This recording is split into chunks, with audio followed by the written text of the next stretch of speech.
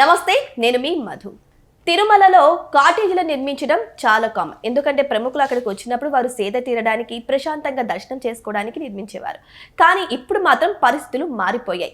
ఏకంగా deputy CM Pawan Kalyan, మంత్రి అనగాని సత్యప్రసాద్ చేసినటువంటి రిక్వెస్ట్ ను టీటీడీ తిరస్కరించిందంట. ఏంటి అంటే అది కాటేజీ వ్యవహారం. సో దీనికి కూడా పవన్ కళ్యాణ్ సానుకూలంగానే స్పందించారంట. అసలు వాళ్ళు రిజెక్ట్ చేయడానికి గల కారణం ఏంటి, మరి కాటేజీ వ్యవహారం ఇంత సీరియస్ గా ఎందుకు మారిపోయింది అనే విషయాల గురించి రోజు మనం తెలుసుకుందాం. ప్రస్తుతం మనతో పాటు ఉన్నారు senior journalist doctor Durga Vadlamani గారు. వారిని అడిగి మరిన్ని విషయాలను తెలుసుకుందాం. నమస్కారం మేడం. మేడం, అందరికీ తెలిసిన విషయమే, టీటీడీలో మామూలుగా కాటేజీస్ ఏర్పాటు చేస్తారు. అతిథులు వచ్చాక వారు అక్కడ సేద తీరుతూ ఉంటారు. అవన్నీ ఒకప్పుడు ఉండేవి. మరి ఇప్పుడు ఏకంగా డిప్యూటీ సీఎం రిక్వెస్ట్ చేసినా కూడా వద్దు అని ఈజీగా తిరస్కరించడానికి కారణం ఏమంటారు? అంటే మీకు మామూలుగా మీరు చూసుకుంటే కనుక అయితే అక్కడ స్థలం ఎక్కువగా లేదు తిరుమల కొండ మీద, ప్లస్ ప్రైవేట్ వ్యక్తులకి ఇవ్వకూడదు అని అనుకుంటున్నారు. అయితే ఇది మంచిదే నన్ను అడిగితే.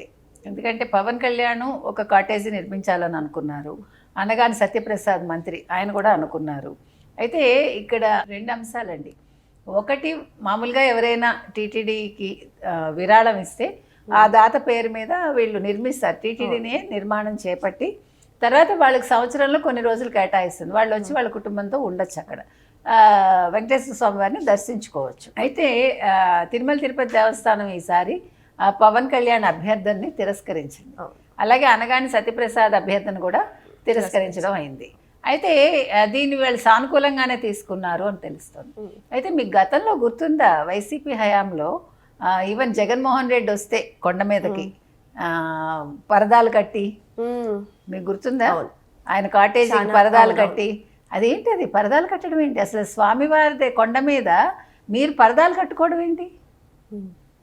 స్వామివారికే ఆ పరద అనేది ఒక సందర్భంలోనే వేస్తారు. తర్వాత ఆయన అందరూ చూడ్డానికి పెడతారు. నువ్వేనా దేవుడువా? నువ్వు దేవుడి కంటే ఎక్కువ నువ్వు అంటే నీకు చూసారా, మీకు తిరుమల తిరుపతికి వచ్చి కూడా ఆ దేవస్థానం దగ్గరికి ఆయన పరదాలు కట్టుకున్నాడంటే అంటే స్వామివారి మీద నమ్మకం లేదు, నీకు ప్రాణ భయం రెండు. అలాంటి వాడు అసలు నువ్వు ఎందుకు వస్తావు? హిందూ దేవాలయాలు ఉండే చోటకి నువ్వు ఎందుకు వచ్చావు అసలు గతంలో?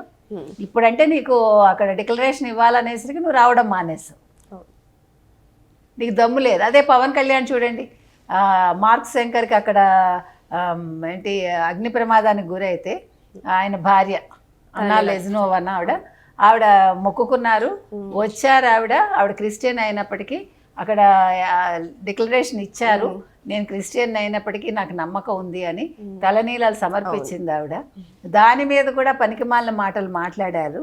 అంటే మనకు అవగాహన లోపం అనేది, అవగాహన రాహిత్యంతో ఎలా మాట్లాడతారు అనేది వైసీపీ వాళ్ళు.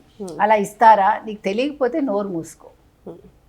మొన్న ఇంకెవరినో కూడా వీళ్ళు వైసీపీ వాళ్ళు ప్రశ్నించారు, నువ్వు ఎన్నిసార్లు తలనీలాలు ఇచ్చావని. పవన్ కళ్యాణ్ ఎవరినో నాకు గుర్తులేదు.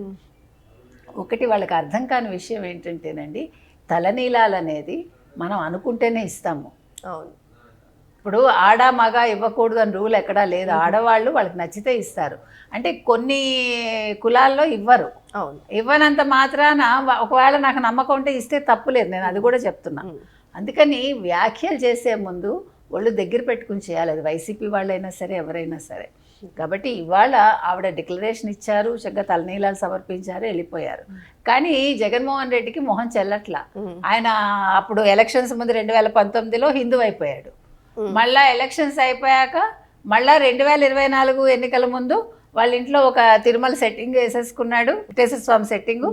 మళ్ళీ ప్రసాదం తినలేదు, దాన్ని ఏమంటారు, టిష్యూ పేపర్కి రాసేసి పక్కన పడేశాడు.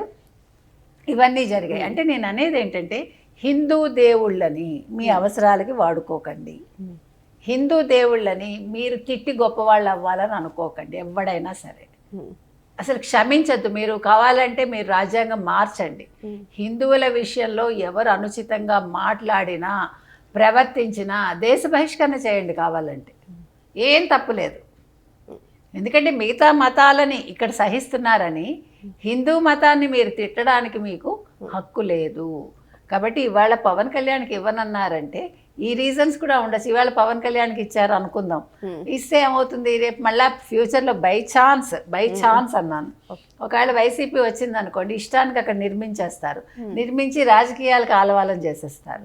ఇవన్నీ ఆలోచించి అసలు ఎందుకు ఇప్పుడు రాజకీయ నాయకులకు ఇవ్వడం అనుకున్నారేమో మనకు తెలీదు ఇన్నర్గా ఏం జరిగిందని.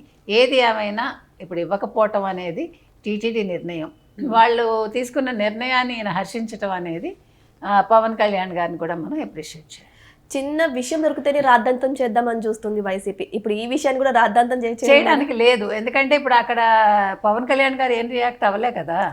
కాబట్టి పవన్ కళ్యాణ్ గారు అవనప్పుడు వాళ్ళెవరు అవడానికి, వాళ్ళు అయితే ఇంకా అప్పుడు మళ్ళీ సమాధానం వాళ్ళే చెప్తారు, పవన్ కళ్యాణ్ ఫ్యాన్సే.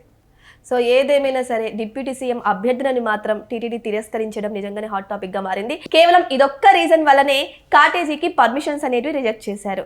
సో దీన్ని కూడా పవన్ కళ్యాణ్ గారు అయితే సానుకూలంగా తీసుకున్నారు. మరి వెయిట్ చేసి చూద్దాం దీని గురించి ఎటువంటి వార్తలు వైరల్ అవుతాయి అనేది కూడా. Thank you so much madam.